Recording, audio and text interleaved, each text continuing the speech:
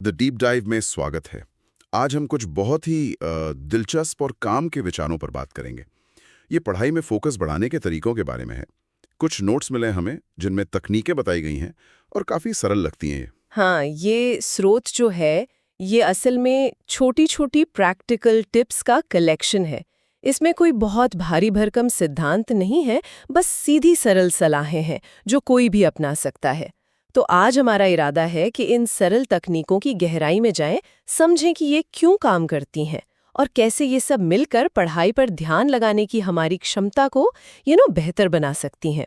आइए समझते हैं इसको। तो पहला पॉइंट जो स्रोत में है वो कहता है कि बड़े लक्ष्यों के बजाय छोटे लक्ष्य सेट करो। जैसे एक बार में पूरा चैप्टर खत्म करने की ना सोचें, बल्कि सिर्फ 2-3 पेज या शायद कोई एक छोटा टॉपिक। ये सुनने में तो काफ़ी सीधा लगता है, पर इसके पीछे क्या है? ऐसा क्यों? इसकी जो ताकत है ना, वो असल में इसकी साइकोलॉजी में है। देखिए, बड़े लक्ष्य जो होते हैं ना, वो अक्सर हमें शुरू करने से पहले ही डला देते हैं। एक भारीपन सा लगता है, अरे इतना सब कैसे होगा। छोटे लक्ष्य इसी भारीपन को कम कर देते हैं। जब टारगेट आसान लगता है, मैनेजेबल लगता है, तो उसे शुरू करना दिमागी तौर पे आसान हो जाता है। और जैसे ही आप वो छोटा सा लक्ष्य पूरा करते हैं ना, दिमाग को एक जीत का सिग्नल मिलता है। डोपामाइन रिलीज होता है, जिससे एक संतुष्टि मिलती, लगता है कि हाँ, कुछ किया। और यही छोटी सी सफलता आपको अगला कदम उठाने के लिए मोटिवेट करती है। तो एक तरह से मोमेंटम बनता जाता है। ये असल में हमारे दिमाग को काम शुरू करने और उसे जारी रखने के लिए उकसाने का तरीका है, खासकर तब जब मोटिवेशन कम लग रहा हो। अच्छा, तो ये सिर्फ काम को बांटना नहीं है, बल्कि लगातार छोटी छोटी जीत से मोटिवेशन बनाए रखना है। और क्या ये चीज़ पढ़ाई के अलावा लाइफ के दूसरे एरिया में भी इतनी कारगर है? हाँ बिल्कुल, ये प्रिंसिपल तो यूनिवर्सल है। चाहे कोई बड़ा ऑफिस का प्रोजेक्ट हो, कोई नई आदत बनानी हो, या मान लीजिए रोज एक्सरसाइज करने का सोचा है, शुरुआत हमेशा छोटे मैनेजेबल स्टेप से करना ही ज्यादा असरदार होता है। ये जो टालम टोल करने की आदत होती है ना, प्रोक्रेस्टिनेशन, उससे निपटने का भी बहुत अच्छा तरीका है, क्योंकि ये काम शुरू करने की सबसे बड़ी रुकावट को ही हटा देता है। वो जो डर लगता है ना बड़े काम से, वो कम हो जाता है। ये दिलचस्प है कैसे एक छोटा सा बदलाव हमारे प्रोडक्टिविटी पर इतना बड़ा असर डाल सकता है। अब अगले पॉइंट पर आते हैं। ये टाइम मैनेजमेंट से जुड़ा है।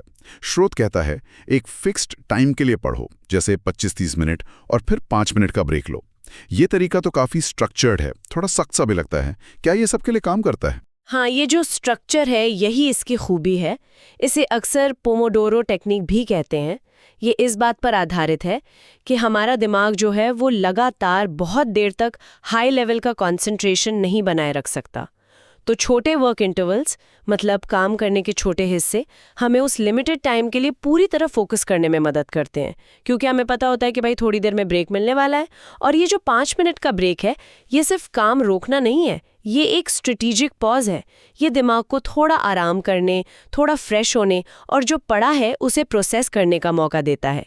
इससे आप अगले सेशन के लिए फिर से तैयार महसूस करते हैं और वो जो दिमागी थकान होती है ना, बर्नआउट, उससे भी बचते हैं। और जहाँ तक इसके सख्त लगने की बात है, तो ये एक फ्रेमवर्क है। इसे आप अपनी ज़रूरत के हिसाब से बदल सकते हैं। हो सकता है कोई 50 मिनट काम करे और 10 मिनट का ब्रेक ले। ज़रूरी ये है कि फोकस और आराम का एक रिदम बने। हाँ, ये समझ आता है।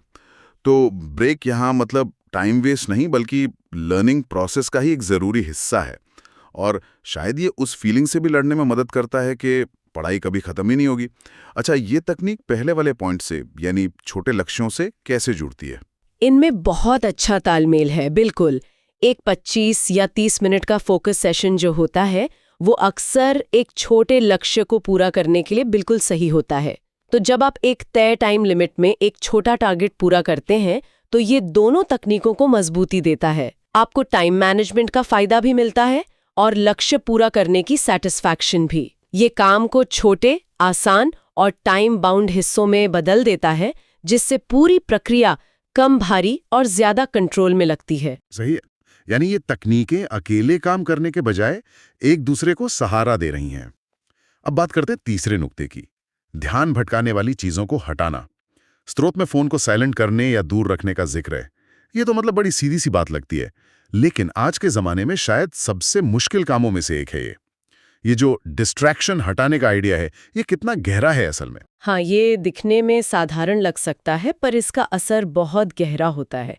हर बार जब हमारा ध्यान भटकता है, चाहे वो फ़ोन की एक हल्की सी वाइब्रेशन हो या कोई ईमेल का नोटिफिकेशन, हमारा फोकस टूट जाता है और फिर वापस उसी गहरे फोकस के लेवल पर आने में टाइम भी लगता है और दिमागी एनर्जी भी खर्च होती है।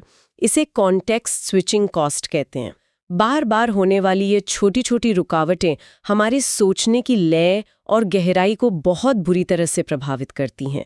इसलिए एक ऐसा माहौल बनाना जहां ये भटकाव कम से कम हो, बेहद ज़रूरी है। और ये सिर्फ फ़ोन तक ही सीमित नहीं है। इसमें कंप्यूटर पर खुली फालतू टैब्स बंद करना भी शामिल है, शोर शराबे वाली जगह से हटना या अपने पढ़ने की जगह को साफ सुथरा रखना, ये सब इसमें आता है। असल में ये एकाग्रता के लिए एक सुरक्षित किला बनाने जैसा है। सुरक्षित किला? वाह, ये बढ़िया कहा। मतलब हमें एक्टिवली अपने माहौल को फोकस के लिए डिजाइन करना होगा, ना कि सिर्फ डिस्ट्रैक्शन आने पर रिएक्ट करना। लेकिन बाहरी भटकाओं के अलावा मन में जो अंदरूनी भटकाव आते हैं, उनका क्या? जैसे अचानक कोई और ख्याल आ जाना। ये बहुत ज़रूरी सवाल है। देखिए, बाहरी माहौल को कंट्रोल करने से अक्सर अंदरूनी शांति भी बढ़ती है। जब बाहर की उथल-पुथल कम होती है, तो मन का भटकना भी कुछ हद तक कम हो जाता है। इसके अलावा कुछ और तरीके भी अपनाए जा सकते हैं, जैसे पढ़ाई शुरू करने से पहले कुछ पल के लिए मेडिटेशन करना, या अगर पढ़ाई के दौरान कोई ऐसा ख्याल आए जो अभी ज़रूरी नहीं है, तो उसे जल्दी से कहीं लिख लें कि बाद में सोचेंगे, और फिर वापस पढ़ाई पर ध्यान लगाएं। मेन मकसद तो फोकस बनाए रखने के रास्ते में आने वाली हर रुकावट को कम करना है, चाहे वो बाहर की हो या अंदर की। यानी फोकस एक ऐसी नाजुक चीज है जिसे हमें होशपूर्वक बचाना और पोषित करना होता है। अच्छा, अगला सुझाव है नोट्स बनाना। स्रोत कहता है कि लिखकर पढ़ने से याद जल्दी होता है। ये बात तो हम सबने सुनी है, पर इसके पीछे का असली मैकेनिज्म क्या है?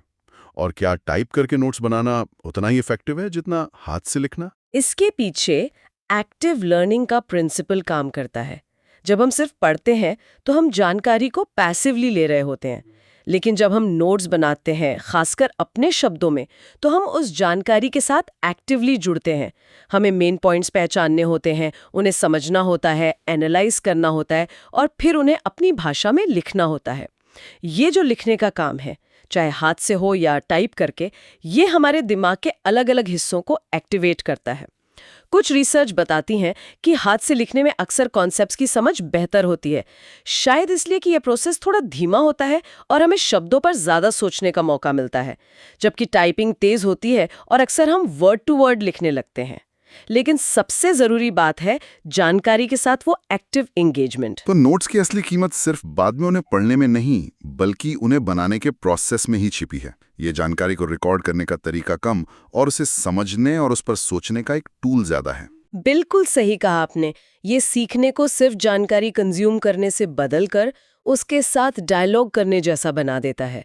भले ही आप उन नोट्स को दोबारा कभी न देखें, हालांकि रिवीजन से याददाश्त मजबूत होती है, नोट्स बनाने का प्रोसेस खुद ही जानकारी को दिमाग में बेहतर तरीके से सेट करने में मदद करता है।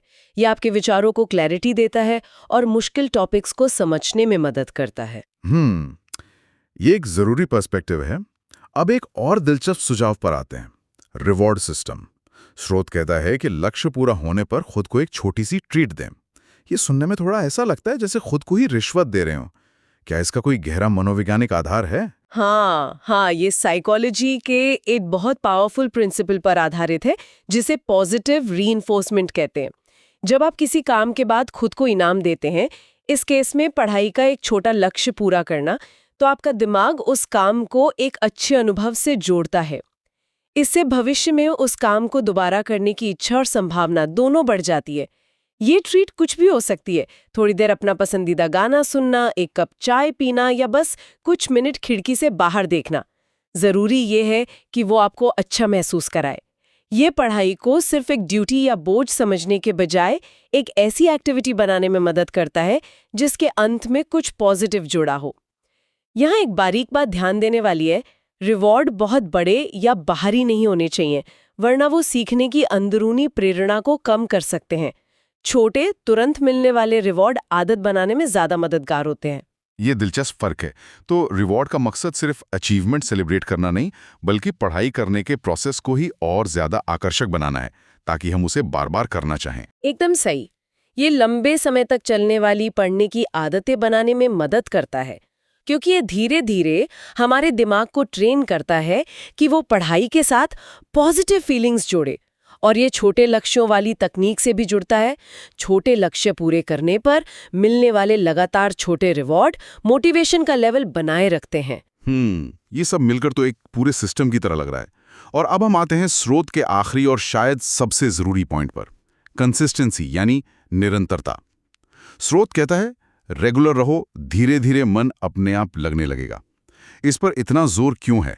ये बाकी सब तकनीकों को कैसे जोड़ता है? देखिए, निरंतरता ही वो गोंद है जो इन सभी तकनीकों को एक साथ चिपका कर रखती है और उन्हें असरदार बनाती है।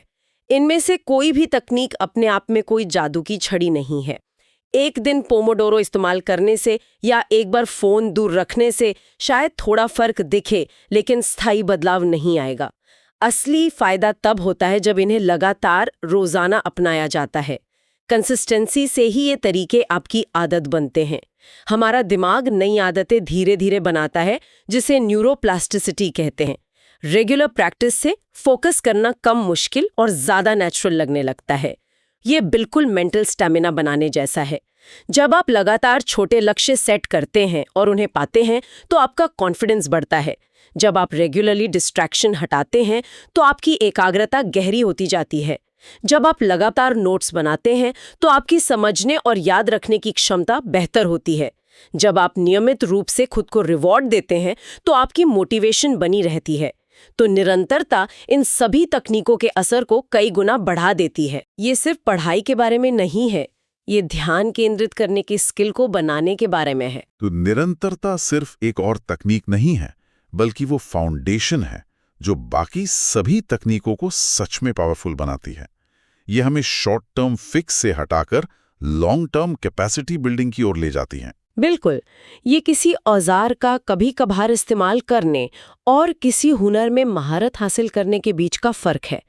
निरंतरता ही इन सरल तकनीकों को स्थायी और जीवन बदलने वाली आदतों में बदलती है। बहुत खूब। तो आज हमने पढ़ाई में फोकस करने की कुछ बेहद सरल लेकिन असरदार तकनीकों पर गहराई से बात की, जो हमारे स्रोत में बताई गई थी। संक्षेप में देखें तो बड़े कामों को छोटे मैनेजेबल हिस्सों में तोड़ना, ताकि शुरुआत आसान हो और लगे कि हाँ कुछ हो रहा है। टाइम बेस्ड सेशन जैसे 25-30 मिनट फोकस, 5 मिनट ब्रेक का इस्तेमाल करके एनर्जी मैनेज करना और थकान से बचना। ध्यान भटकाने वाली चीज़ों, खासकर डिजिटल डिवाइस को कंट्रोल करके एकाग्रता के लिए एक अच्छा माहौल बनाना। सिर्फ पढ़ने के बजाय एक्टिवली नोट्स बनाकर जानकारी के साथ गहराई से जुड़ना। छोटे लक्ष्य पूरे होने पर खुद को छोटे रिवॉर्ड देकर मोटिवेशन बनाए रखना। और सबसे ज़रूरी, इन सभी तरीकों को लगातार रेगुलरली अपनाना, ताकि वे आदत बन जाएं और फोकस करने की क्षमता नेचुरली बढ़े। और जाते जाते एक विचार आपके सोचने के लिए छोड़ जाते हैं। जरा सोचिए, अगर इन तकनीकों में से सिर्फ एक को भी, मान लीजिए हर दिन एक तय समय बिना किसी डिस्ट्रैक्शन के काम करने का नियम पूरी ईमानदारी और कंसिस्टेंसी के साथ अपनाया जाए, तो न केवल पढ़ाई बल्कि जिंदगी के दूसरे एरिया में जहां ध्यान की जरूरत होती है, कितना और कैसा पॉजिटिव बदलाव आ सकता है। या फिर इन जनरल प्रिंसिपल्स को ध्यान में रखते हुए हर कोई अपनी पर्सनल ज़रूरतों और सीखने के स्टाइल के हिसाब से इनमें क्या छोटे मोटे बदलाव कर सकता है, ताकि ये उनके लिए और भी ज़्यादा कारगर साबित हों। इसी विचार के साथ आज की ये चर्चा यहीं समाप्त